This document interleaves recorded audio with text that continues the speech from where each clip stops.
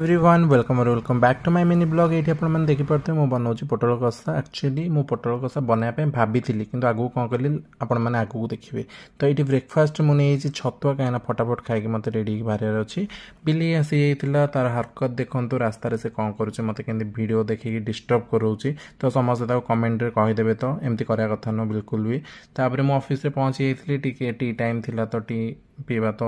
बनूची ना कहीं बेले बेले बहुत निद लगे तो से चा नहीं गली चा पी सारापर लंच टाइम होता लंच रे कही ना पोटल कषा बनाऊँ एक्चुअली तरकारी बन कहीं डिनर लंच दुटा बनईक आसूँ तो से तरकारी बनईदेली डिनर भी खाईपारि तापर ये इवनिंग होता इवनिंग मुझे बरा सिंगड़ा कैंटीन खाई नहीं आपण मैंने भावुवे सड़ा सब बड़े खाइबा भिड देखा आ कि देखनी अरे भाई जहाँ अच्छी से देखा तो